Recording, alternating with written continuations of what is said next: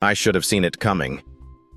The second Elliot cleared his throat and slid the folder across the mahogany table, something in my chest tightened. Not from surprise. No, that had worn off long ago. But from the confirmation of a betrayal I'd hoped I was paranoid to expect.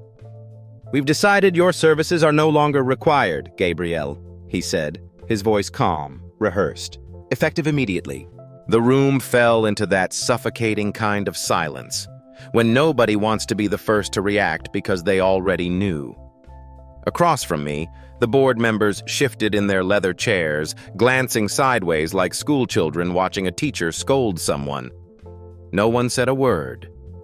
And then there was her, my mother, Gabriel Turner, sitting at the head of the table like a queen on her throne, hands folded neatly over the same pearls she wore at Dad's funeral. Her eyes didn't flinch. She didn't blink. She just stared at me like this was a long overdue formality. I let the words hang in the air a moment. Just long enough. "Is that all?" I asked, keeping my voice level. I wouldn't give them the satisfaction of seeing the storm behind my ribs. Elliot nodded. "That'll be all." And just like that, the meeting moved on, as if 15 years of sweat, sacrifice, and 7-day work weeks could be boxed and buried in under 30 seconds. I stood up slowly, collecting my notepad, my pen, symbols of a role they just erased. I looked around the room one last time, pausing at each face. The CFO I'd helped hire, the head of sales I once mentored, the compliance officer whose kid I got into summer camp. No one met my eyes. Cowards. When I reached the door, I turned the handle and paused. Not to speak. There was nothing left to say, just to remember the feel of this moment. The soft click of this door behind me was the quietest sound in the world, and somehow it still echoed. That was the last time I stood in the boardroom of Turner & Cole Logistics, a company built by my father, but grown by me. They called it a family business. But somewhere along the way, I stopped being family. I walked the hallway in silence, each step heavier than the last. I passed the framed photos, Dad cutting the ribbon on our first warehouse, me shaking hands with our first national client, Elliot smiling in a suit I bought for him. I reached my office. Corner room, glass walls, the kind of space you earn, not inherit. Natalie, my assistant, looked up from her desk. Her face dropped the moment she saw mine. "What happened?" she whispered. I closed the door behind me and let out the breath I'd been holding. "I got fired." She blinked. "You... what?" "Gabriel, they can't..." "They can," I said. And they just did. I sank into my chair, allowing the silence to settle around me like dust. The company was theirs now. My younger brother got the title. My mother backed the move. The rest just followed orders. That's how things worked now.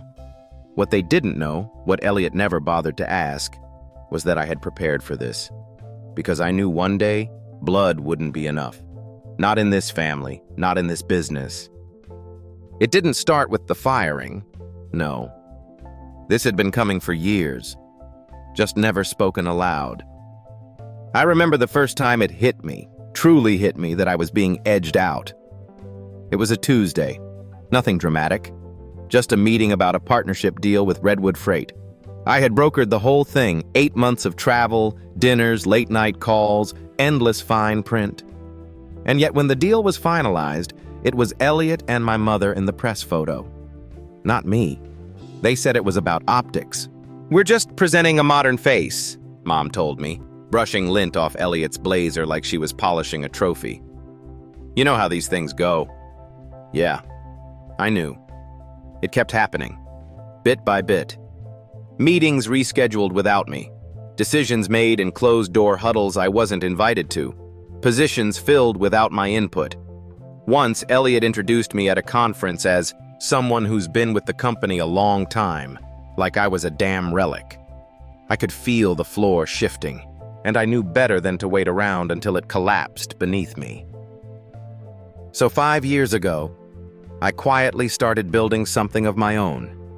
It began with a legal structure, GT Solutions LLC, a consulting company. On paper, it looked like a harmless efficiency move. Just a shell to streamline client negotiations, I had explained to the board. Cuts down on red tape. They nodded, approved it. My mother didn't blink. Elliot didn't understand enough to question it. But that little shell? It became my firewall, my fortress, my insurance. Contract by contract, I started migrating our biggest clients under GT Solutions, all legally sound, all with full transparency, if anyone had cared to read the fine print.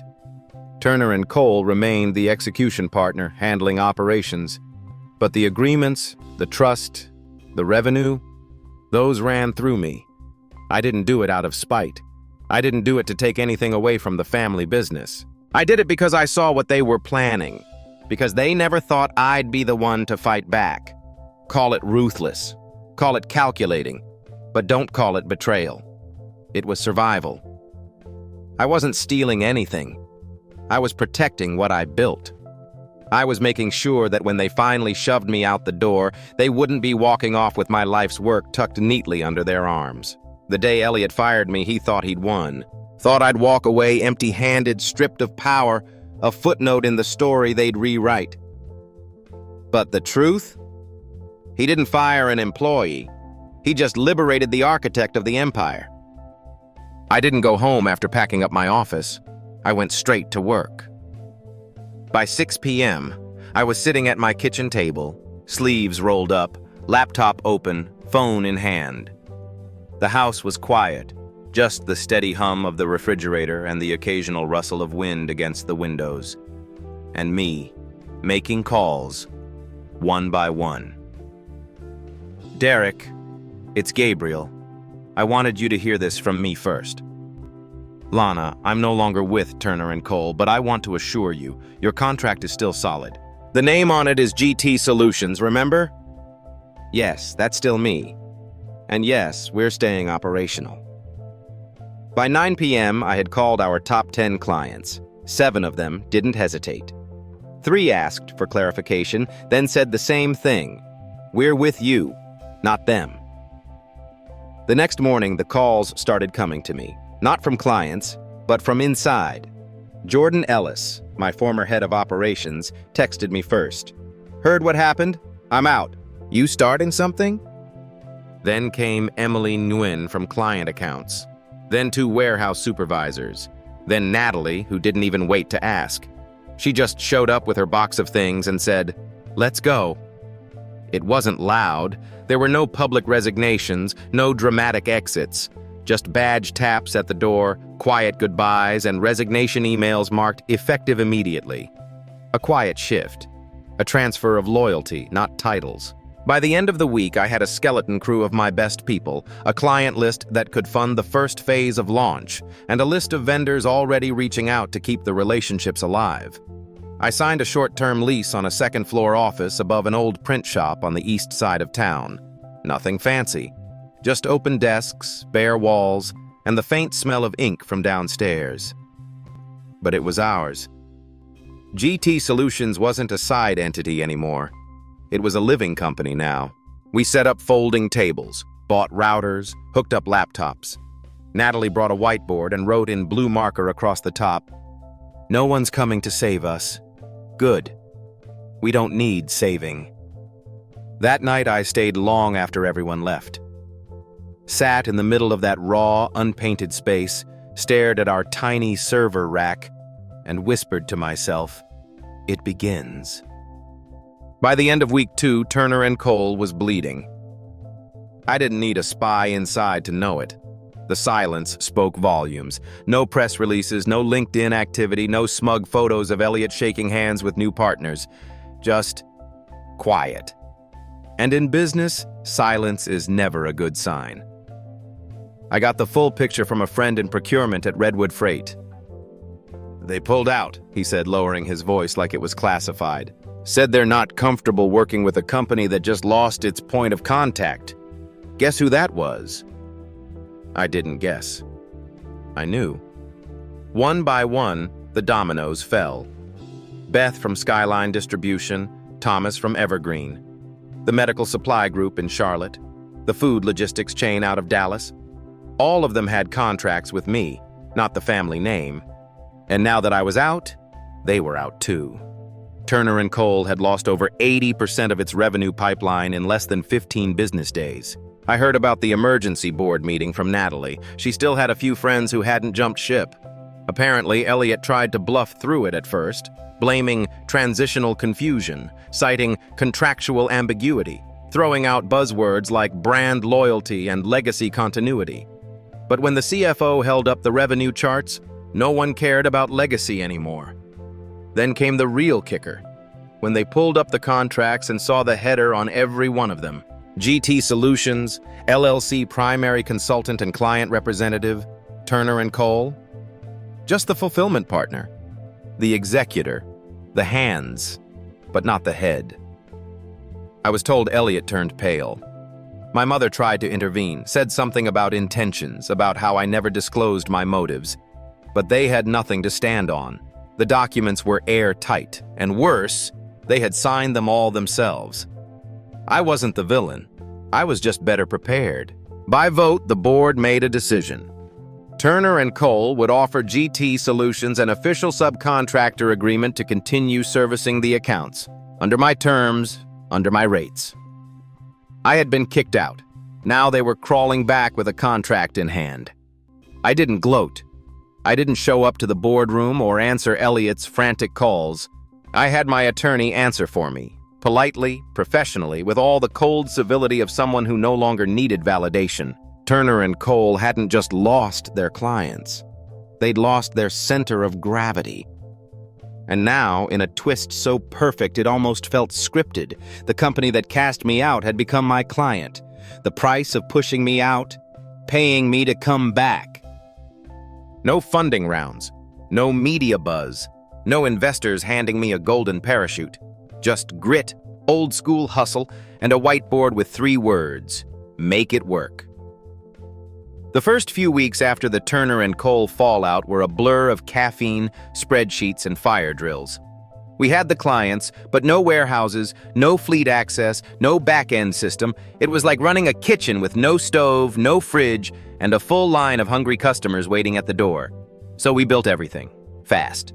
Jordan tapped into his old contacts and secured us emergency partnerships with 2 regional fulfillment centers in Chattanooga and Louisville. Not ideal, but they bought us time.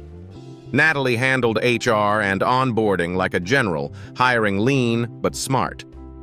I negotiated temporary transport contracts that gave us trucks when we needed them, without locking us into long-term overhead. We didn't sleep much. By day, we huddled in our makeshift office with laptops and sandwiches balanced on cardboard boxes. By night, I worked from my dining room table. Plans sprawled across every surface, contracts in one stack, risk analysis in another, and a constantly blinking phone in the middle of it all. There was no playbook, just instinct.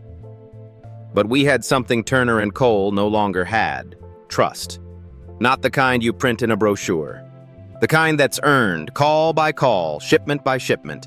Then came the email. Subject: proposal for nationwide logistics support. From Edward Hughes, Procurement Director, Covenor Freight. I reread it 3 times. Covenor was massive, one of the top 5 freight distributors in the Midwest. I'd courted them for 2 years while at Turner & Cole. We never got close. Now they were reaching out to me. They'd heard the story. Everyone in the Nashville logistics scene had. Apparently, word travels fast when a company implodes, and the guy who got fired ends up taking the clients with him. 2 meetings, 1 on-site visit, a 37-page proposal, and then signed. $9.2 million over 18 months. Just like that, GT Solutions broke the $40 million revenue mark.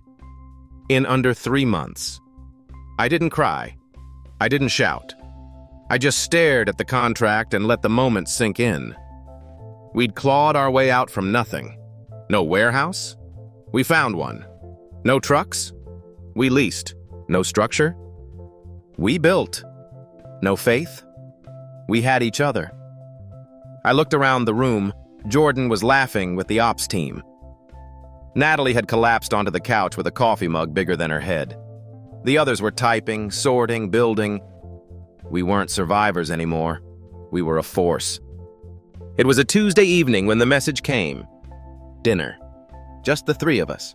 I almost deleted it without replying, but something made me pause. Maybe curiosity, maybe the need for closure. Maybe some stupid, lingering hope that the people who raised me might finally see me for who I was. We met at Harrington's, my father's favorite steakhouse. White tablecloths, low lighting, the kind of place where every conversation feels like it's balancing on crystal. They were already seated when I arrived. My mother in her usual cream blazer, pearl earrings gleaming under the light. My father looked older, grayer, thinner, like stress had finally started collecting its interest. "Gabriel," he nodded, "you look good. Success suits you." I said nothing, just sat down. The waiter came, menus passed, small talk attempted. I didn't play along. I let the silence do the heavy lifting. Finally, my mother cleared her throat and set her wine glass down. "I owe you an apology," she said. "Several, actually." I looked up.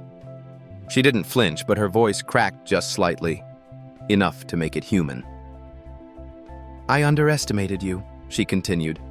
"I sided with your brother because, well, he needed more support. I thought you were strong enough to handle yourself. I never thought you'd be left out." Left out. That's what she called it. Not betrayed, not cast aside, just gently omitted. I didn't respond.